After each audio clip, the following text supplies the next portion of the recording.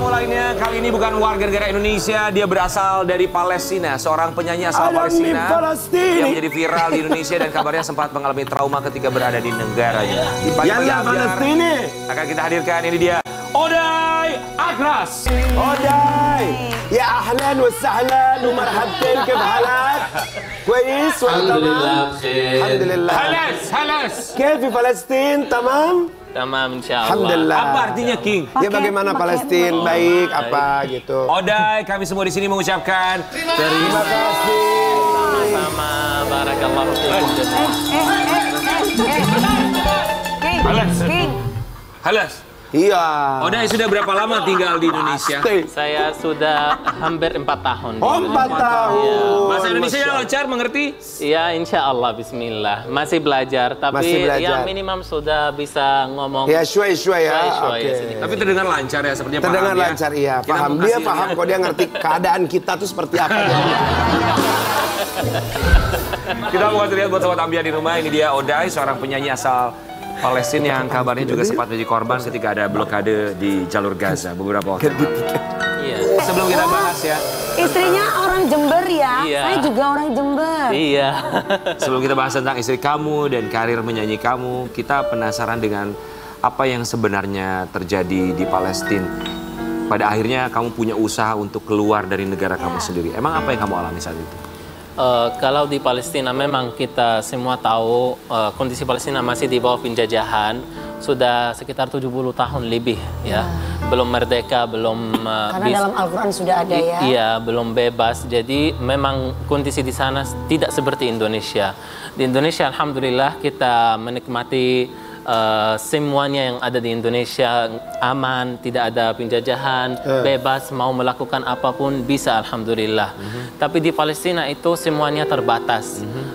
Bahkan kita di Palestina, rakyat Palestina tidak punya bandara, tidak punya transportasi internasional, tidak ada, tidak membolehkan dari penjajahan. Nah, kok bisa keluar dari Palestina terus gimana? Jadi kita rakyat Gaza khusus ya, karena saya dari kota Gaza. Gaza itu seperti penjara yang terbesar di dunia. Itu ada 2 juta orang memang tinggal di Gaza, itu tidak ada jalur, tidak ada bandara, tidak ada kereta, tidak ada transportasi, kecuali ada 1 jalur antara Mesir dan Gaza, dan itu selalu tutup jalurnya.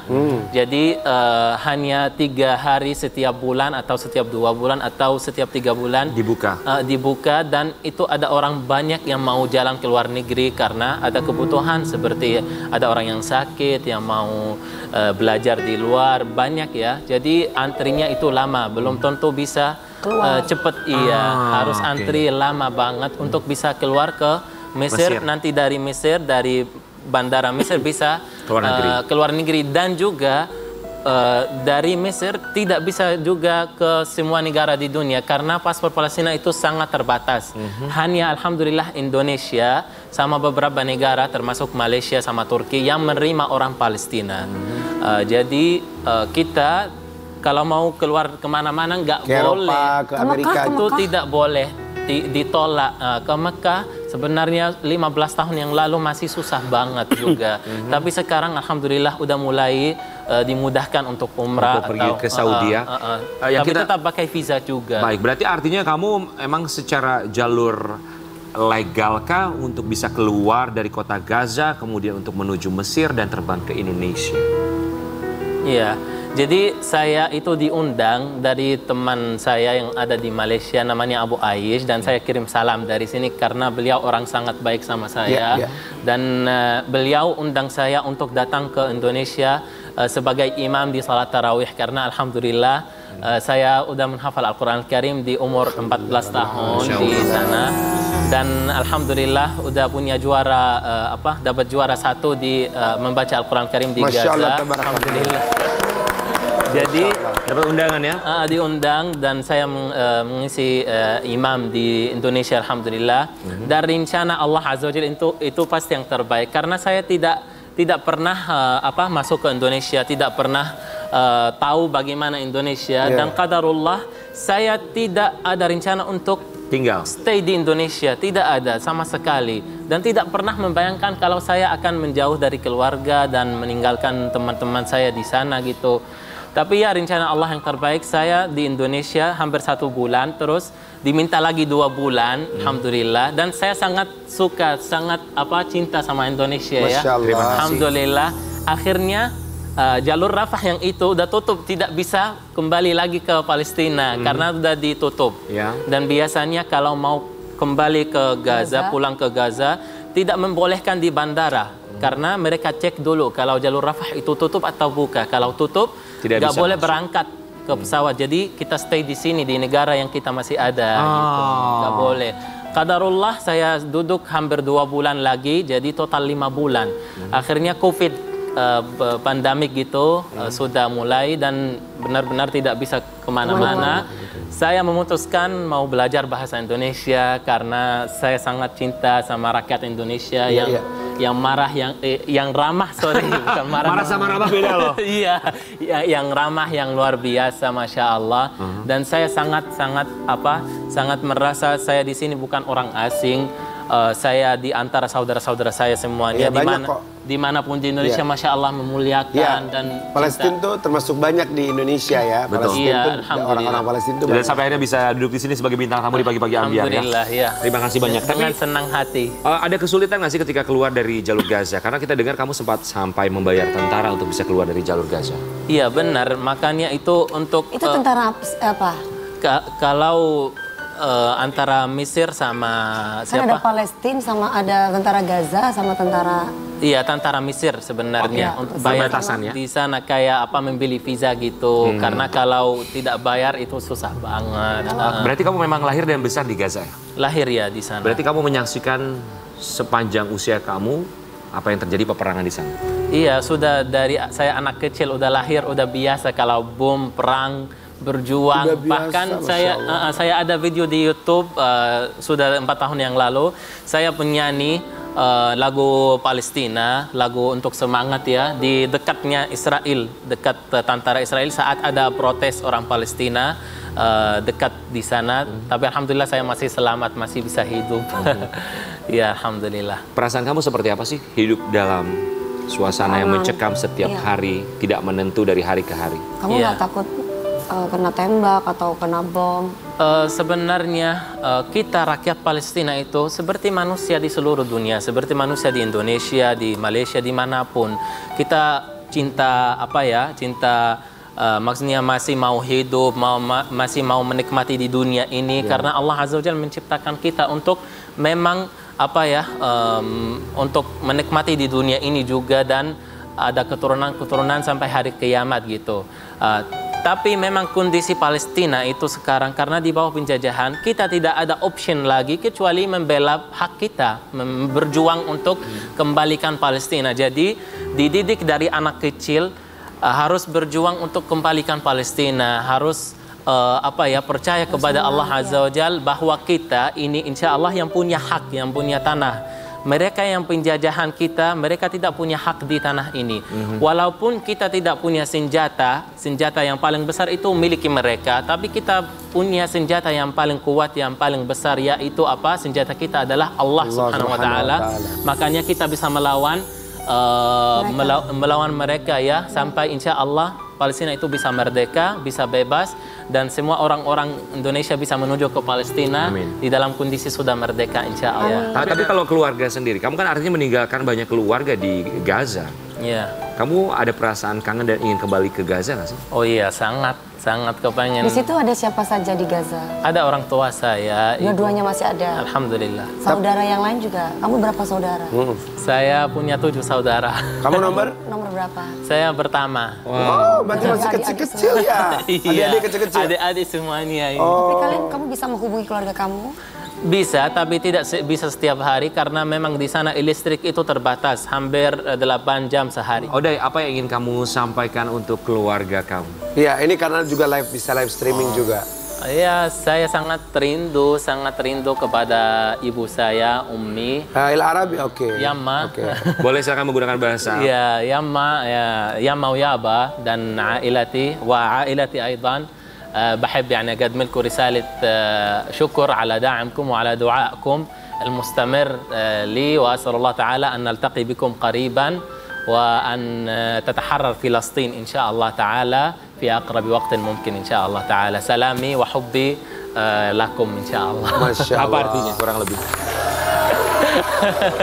Iya, saya rindu banget kepada ibu saya dan ayah saya dan keluarga saya, dan saya sangat mencintai mereka, dan semoga insyaallah ta'ala bisa bertemu segera dan bisa Palestina bisa merdeka. Amin ya Rab. Amin. Kita berharap yang terbaik ya. Amin ya Rab. Oday dan juga keluarga di Palestina. Tapi ini juga mungkin ada salah satu alasan kenapa Oday begitu betah sekali tinggal di Indonesia. Kita mau kasih lihat yang satu ini. Siap. YouTuber Palestina nikahi wanita Jember beda usia 15 tahun dapat petunjuk lewat salat. Siapa nama istri? Istri saya yang tercinta namanya Ayu Aida. Ayu Aida. Jembernya apa Jember mana? Jember Jengkawa. Jenggawa. Jenggawa. Jenggawa. Ayu Aida. Kenal dari mana sama Ayu Aida? Kenal lewat teman di Jakarta. Waktu itu diundang saya untuk mengisi acara di komunitas pengusaha kaya yang memiliki istri saya, dan alhamdulillah juga istri saya selalu juga membantu Palestina lewat saya karena dia percaya banget sama saya waktu saya sampaikan ke Palestina, alhamdulillah. Dan waktu itu saya pertama kali kenal sama istri saya, bilang saya mau menjadi orang kaya, gimana mau membantu keluarga saya dan mau membangkit ekonomi saudara kita di Palestina juga. Bagaimana bisa caranya? Akhirnya alhamdulillah. Udah, coba kita langsung panggil ya. Ayu Aida, ini dia sang istri dari Oday. Selamat pagi, Mbak Ayu Aida, apa kabar? Silakan Mbak Ayu Aida. Sama-sama Jember nih sama Dewi. Silakan Mbak Ayu, boleh duduk. Jadi Mbak Ayu pertama kali kenal ngelihat sama Oday itu gimana sih? Ya dagdikdukser lah. Jangan deg-degan. Jadi pertama karena dikenalin sama temen gitu untuk mengisi sebuah acara, karena beliau itu kan hafiz ya, hafiz Quran. Jadi untuk di komunitas pengusaha kaya itu ada mitra-mitra, sehingga beliau ngisi. Komunitas apa, mohon maaf? Pengusaha kaya. Pengusaha kaya. Iya. Oke, baik. Jadi beliau datang ke kantor untuk mengisi lantunan ayat suci Al-Quran di hadapan mitra-mitra. Lalu setelah itu kita ngobrol-ngobrol, ini komunitas apa gitu. Saya kepengen kaya gitu, kepengen membantu Palestina. Karena kondisi Palestina seperti ini, dia cerita semuanya gitu. Dan alhamdulillah memang setiap bulannya saya ada membantu Palestina gitu. Oh, jadi kedekatannya dari situ ya? Iya. Beda usia 15 tahun, kalau boleh tahu, Oday umur berapa? Saya 25. 25. Berarti saya 40 ya. Saya nggak nanya ya, Bu. Saya nggak kesana sih, cuma mau tahu aja umurnya Oday berapa. Ya benar, ini seperti Khadijah dan Rasulullah SAW yang menikahi dengan Khadijah, kan wanita yang terbaik di Islam kita, yang terbaik di dunia. Saya mau tanya, yang awal mulai pendekatan siapa? Saya sangat jatuh cinta kepada istri saya, itu yang pertama kali. Waktu itu status istri janda atau sudah pernah menikah? Sudah Jangan pernah suka janda dulu ya. Sudah pernah menikah. Seperti Khadijah dan Rasulullah memang persis. Dan saya selalu doa di salatku, ya Allah berikan kepada saya istri yang salihah, yang alhamdulillah baik. dapat. Dan sebenarnya Soleha yang kaya. alhamdulillah semuanya.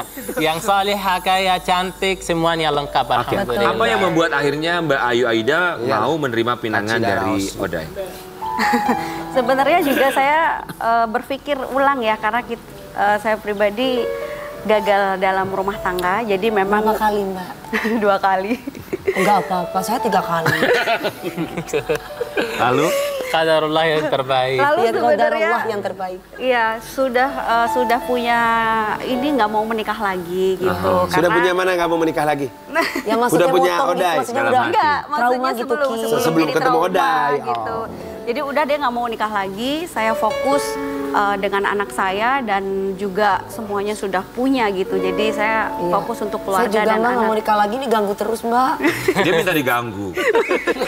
Akhirnya kemudian bertemulah. Akhirnya bertemulah dengan Bang Oday. Terus waktu itu Idul Adha saya membantu Palestina dengan setiap bulan memang saya membantu Palestina. Terus Bang Ode bilang mau doa apa gitu. Saya bilang sebenarnya saya nggak mau nikah lagi, tapi tetap kita harus berdoa. Kita nggak tahu kedepannya apa gitu. Doakan aja, sampaikan sama orang-orang Palestina. Kalau Allah masih kasih rezeki saya untuk menikah lagi, mendapatkan suami yang soleh dan bisa menjaga cinta kepada saya dan menjaga harta saya untuk harta saya jalan kepada yang bermanfaat. Ya, begitu. Akhirnya Bang Ode langsung bilang sama saya aja Bunda gitu. Menawarkan diri ya. Menawarkan diri dan akhirnya sekarang menikah. Sudah berapa lama usia pernikahan? 1 tahun Lebih 3 bulan. Ya, 1 tahun 3 bulan. Menikah di mana saat itu? Di Jember. Di Jember ya. 1 tahun 3 bulan akhirnya resmilah menjadi pasangan suami istri. Dan saya boleh ya kasih sesuatu. Sebelum nikah saya rencananya mau pulang ke Palestina. Sudah mau rindu. Pulang, ya? Sudah rindu banget sama keluarga saya. Sudah kayak udah capek sendirian gitu. Mau keluar, udah mau meninggalkan semuanya, mau pulang. Nggak apa-apa wis, walaupun ada bom, ada tembakan segala macamnya gitu ya. Iya. Yang penting bisa berjumpa keluarga gitu. Benar. Akhirnya itu terjadi. Saya juga dapat feeling dari Allah Azza wa Jal. Udah aku tenang banget dan ada feeling bagus itu. Udah mau nikah dan saya merasa itu yang terbaik buat saya. Kita juga berharap ini yang terbaik ya. Alhamdulillah ya. Itu udah luar biasa. Dan ini juga sudah menjadi jalannya pastinya ketika akhirnya seorang Ode juga bisa menjadi viral di media sosial di Indonesia karena sempat juga menyanyikan lagu berbahasa Indonesia di salah satu ajang pencarian bakat. Kita mau kasih lihat yang satu. Ode sempat mengikuti ajang pencarian bakat di Turki ya, tapi bernyanyi dengan menggunakan bahasa Indonesia juga. Apa alasannya? Rasanya seru banget di sana. Alasannya kenapa? Alasannya ya saya sangat bangga bisa bahasa Indonesia di luar itu. Saya sangat bangga dan sangat mencintai Indonesia dan Indonesia adalah negara saya yang kedua yang tercinta. Jadi saya menciarkan Indonesia juga di luar. Singkat, Ode apa yang mau disampaikan untuk istri tercinta? Yang sebenarnya mau ngomong banyak ya. Saya berterima kasih banget kepada istri saya yang tercinta. Dipandang dong. Yang selalu support saya. Dilihat istrinya? Dan tidak pernah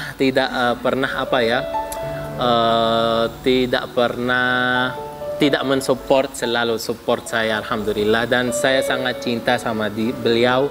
Dan semoga Allah Azza wa Jalla kasih kita kesehatan dan kebersamaan sampai surga insya Allah Azza wa Jalla. Dan saya cium juga kepalanya. Kita kembali sesaat lagi tetap di pagi-pagi.